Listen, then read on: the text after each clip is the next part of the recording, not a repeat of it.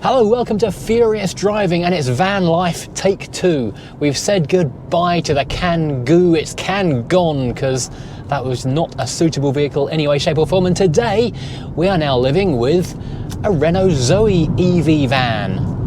Is that any better? Well, watch on.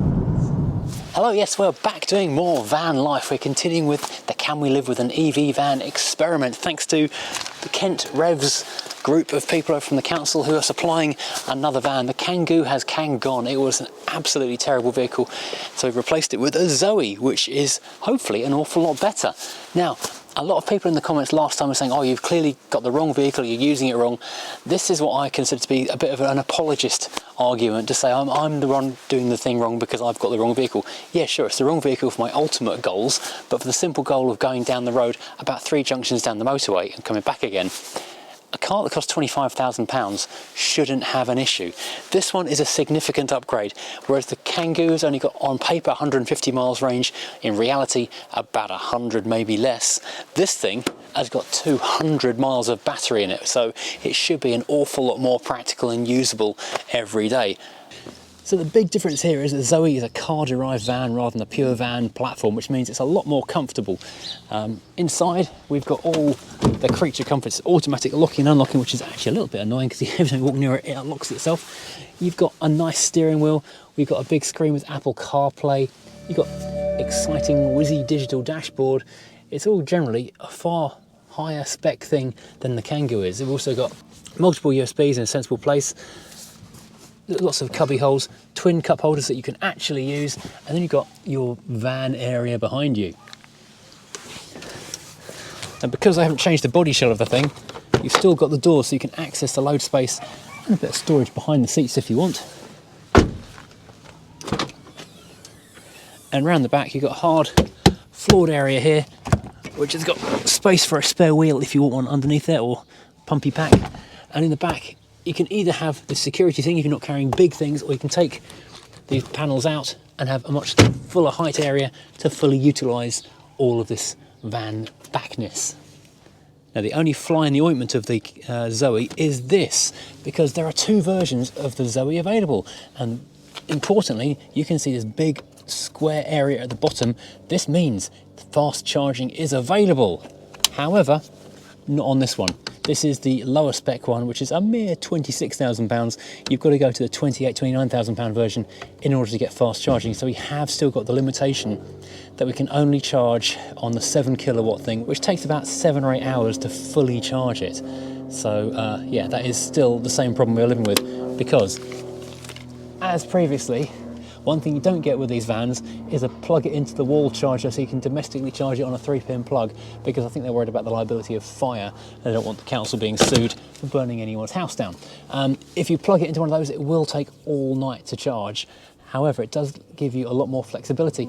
But as I'm doing this test, as if I was a regular person who didn't have off-street parking, lived in a flat, lived in a new build that didn't have a drive outside the house, that kind of thing, which is an awful lot of the population who couldn't live like this with a drive full of cars and parking with a fast charger, which I haven't got available, but I could, in theory, if I wanted to spend £500, come and fit one, but I haven't, so I'm living that non-EV life with an EV, seeing how that goes.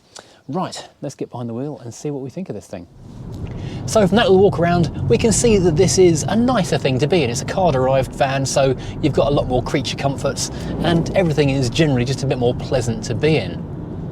And I've driven standard Zoes in the past as well, early versions and the later ones, and they are really nice cars to drive. We won't talk about the 0 Euro NCAP crash rating thing, that's something to gloss over for the time being.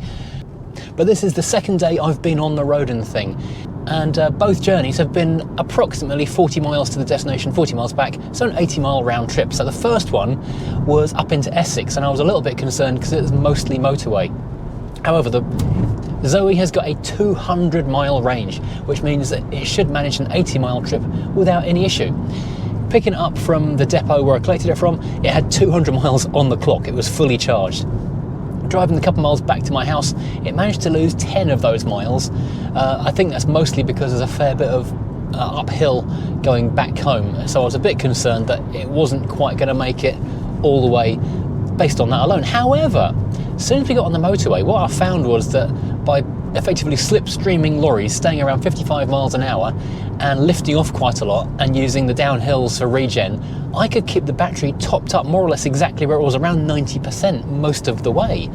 In fact, the regen braking charging system seems to be incredibly more efficient than the actual plugging in a wall and charging that way system. So if I could find lots of downhills, I could just be charged up in no time. It'd be fantastic. So by the time I got up to Essex, I think I still had like 180 something miles in the tank, which was incredible, having started with 190. On the way back, I used a little bit more because I think there was a few more uphills, because obviously the trade-off of going downhill is you've got to go back up again. It does work that way sometimes. Gravity and physics, they're tricky so-and-sos. However, on the way back, I did stop off at Bluewater Shopping Centre because there is a bank of about half a dozen chargers.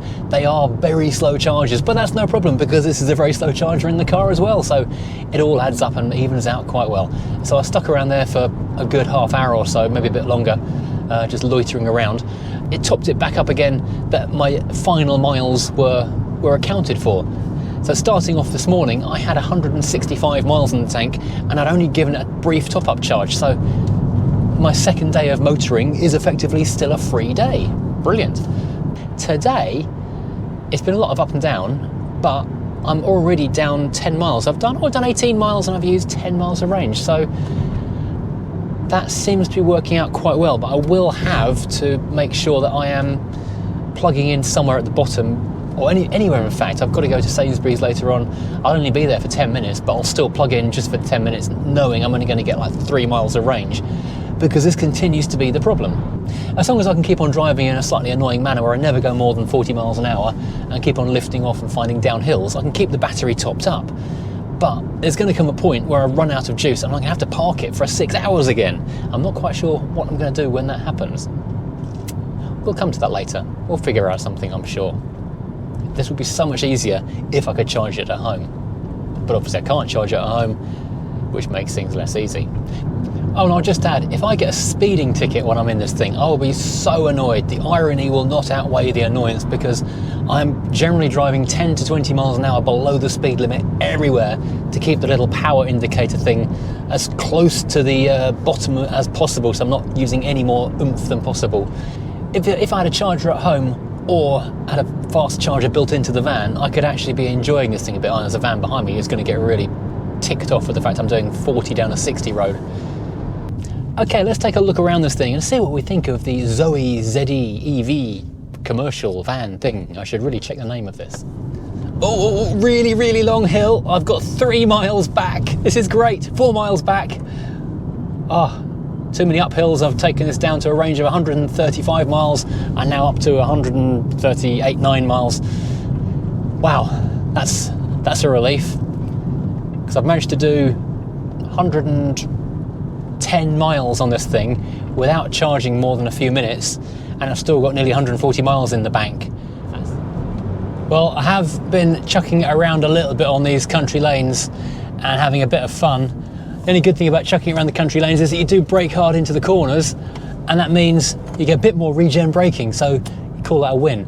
But I think I've found a solution to my long-term charging problems, which may not be a fix for everybody, but in my unique situation, I might have got a workaround. Because what my friend who's done the same scheme has done, where he is driving to a supermarket with a 3-hour parking limit time, with his wife in the petrol car behind, leaving the car there, the van there, for charging for 3 hours, driving home, then driving back after 3 hours. So they have to do like 8 vehicle movements in order to get the thing charged for 3 hours and then go and find a different supermarket and do it all over again, which is a lot of faffing. And I told Mrs. Furious this, and she was quite clear in no uncertain terms she was not going to be involved with any of that kind of nonsense. I've done a bit of zap mapping, and it turns out that I have got a lock-up garage within walking distance of a charger which this thing should plug into. So what I can do is plug it into that charger, walk to my lockup, drive home in a petrol car and come back in a couple of hours time. Making sure I don't go over the parking restriction times, because I did hear a story yesterday about someone who got a parking fine because it was a 90-minute charge, and there's like a 1 hour time waiting limit on the petrol station forecourt. So in order to charge their car, they got fined for being parked for too long. So need to be careful of that. But so my top tip, consumer advice, is that if you have a lock-up garage with a petrol car very close to a charger, you can slow charge at a public charger by using your petrol car and your lock-up garage. So there is a minimal setup expense for driving an EV with the slow charger installed. You do have to buy a second vehicle and a lock-up garage in the right location, but it's doable. I don't know why everyone doesn't do that. Wow, my plan to charge more rapidly by driving exuberantly has been an epic fail. I've done under 3 miles and I've used 8 miles of range. So we'll go back to driving slowly. So on my way back from the job I've just been to down on the south coast, I've stopped off at a specific Halfords to buy a battery for the Mini. You might have seen me mumbling about that on T-Brake channel because Right, so I'm on my way back from my day out working, and I've stopped off at a specific Halfords to go and pick up a new battery for the Mini, which is needing a new battery after many years. I've come to this particular branch of Halfords because there's a pod point charger right here that can do up to 2 electric cars, and guess what's in the car park right now? 2 electric cars, and there was another one just driving off a minute ago looking a bit miffed as well. So I've got 89 miles left, which means that I can do a short journey or so, but that's kind of it for this car, this van, until I get a recharge, which obviously won't be right now because these guys are here for the time being. This is very much the limitation of electric vehicles at the moment, in that the infrastructure isn't really there.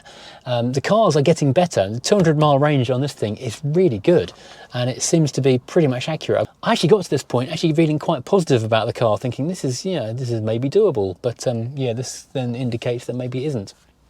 Oh well. Well, it's taken 3 whole days to admit defeat. The van is good, the charging network is terrible. Without a charger at home, this is basically completely useless. So I've had to go and borrow a granny charger that plugs in a 3-pin socket. It takes absolutely forever to put any power in it, but I was down to about 50 or 60 miles left in the thing, and I couldn't get a charging point anywhere to recharge it. So if I was going to keep on using it, my only option is to charge it here in the drive. Unfortunately, because the Crown Vic is too big to leave on the road around here, Mrs. Furious is strangely annoyed about the option of putting her car on the street when I've got 6 other cars of my own on the drive, and taking hers off seems to annoy her. I can only charge this during the day when she's out. So yeah, it's not the most rapid thing, but it means the van is still usable. Otherwise, it would be just a big paperweight. Right, it is currently 1 degree. Van is kind of misted up. It's taking a little while. This is like a real world test. How long does it take to demist? Because it's got no engine to warm up.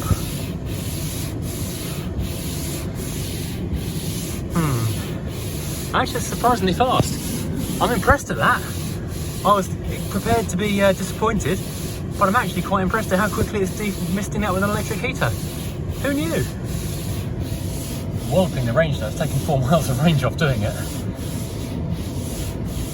So after my first week here in the Zoe, I can tell you this is actually a pretty decent vehicle. The range on it is fairly genuine. It will get an honest 200 miles. It's a bit like the Kia Soul EV, which was surprisingly good in so much as that even on the motorway, it would give you an accurate estimate of how much range would be left after the journey. So that is a big step up. This is more modern technology than in the Kangoo, and the car is just generally quite a nice thing to use. However, if you drive it in a way you enjoy the capabilities of the chassis, you do absolutely hammer the range.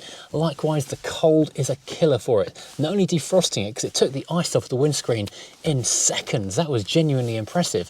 However, it used 4 miles of range just taking the ice off the windscreen. Again, if you're plugged into a wall socket and fast charging and you've got the luxury of pushing the button that goes and warms the car up for you before you get out to it, fantastic. If you're in a car park away from home, or you've not got access to a charger at home, so you're having to remotely charge on the road, that is going to be a real issue. And likewise, this morning, it was another really, really cold night. I spent, I think, how many hours would that be? 8 hours charging this yesterday off the 3-pin socket. Plugged it in around 11 o'clock in the morning, took it off after 7 o'clock at night, and went from 50 to 100 miles of range on basically a full day charging on a 3-pin plug. Had that been overnight and I'd sort of gone to bed for 8 hours and come back in the morning expecting to drive 200 miles the next day on a full charge, I'd have been bitterly disappointed. And not only that, but in the morning when I went out to it, the cold weather had knocked 10 miles off the range. It was back down to 90 miles already. So there are issues with the technology which are surmountable, but it basically involves spending more money. What I would say is that if you've got money to spend and you can afford a really good EV and you can afford a charger at home, it's a really good way of saving money. If you're not a rich person, if you live in a flat, if you live in a new build that doesn't have a car parking space right outside your house so you can plug into it, you're not going to enjoy this experience. If you're relying on the public chargers, you're going to struggle. I've only been able to plug into one public charger all week, and that was on the first day at Bluewater. I couldn't get to the one outside Halfords. I've stopped at a couple of ones that have been full as well. Last week with the Kangoo, they were broken, and this week I've mostly done places where I've stopped in pretty rural areas, small towns. I went to a Rye down on the south coast. The first place I went to in Essex, that was an out-of-town industrial estate, and then yesterday I went to a village in Kent. All of these journeys are 20 to 40 miles each way, so well within the capability of the van, but would be really handy if I could charge up whilst I was doing the stuff I was doing when I was there.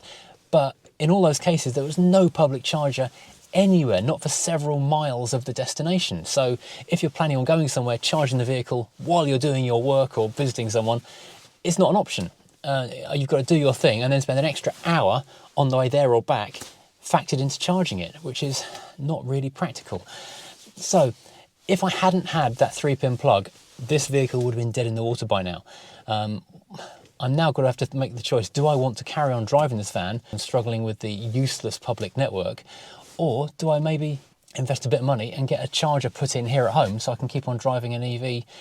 I had planned to do this already. This is already on the cards. I was going to do this experiment before the price of petrol and diesel went absolutely insane. So the fact I've now got an EV when it's now pushing, well, £1.80, £1.90 a litre for fuel at the moment, it seems quite well timed. So there is the impetus to keep on doing that. But this is, again, if you can afford a vehicle to do it, then you can save money, but only if you're already in a position to have money to save. If you're already on the treadmill of car, HP, finance, 3-year deals, that kind of thing, we're paying £300, £400, £500 a month for a car plus fuel. Making your next £300, £400, £500 a month an EV and then no fuel, that's kind of a no-brainer. If you're in my situation where I own my car outright, so I don't have a monthly car fee, I just pay for the fuel I put in it, jumping into a large multi-thousand-pound deposit followed by several £100s a month in order to save a couple of £100s a month in fuel, it's not actually a real cost saving long term. If you're thinking of saving the environment, that's a different argument entirely, and one we're not going to get into in this video. So yes, this is the second week in the electric van. Conclusion being, so far, the van is good, the charging network is terrible. The charging network could be the thing that stops you wanting to drive one of these things rather than the vehicle itself. If the chargers were everywhere and you had a charger at home, then it would be really, really easy and very fun indeed. But having to plan every journey around chargers which are then not there or not working does make life less good. Right, thank you for watching. I hope this has been interesting and informative, and I'll give you one more update on this in a week or so's time to see how I'm getting on with this thing slightly longer term. Take care everyone, thank you for watching, and I'll see you again soon.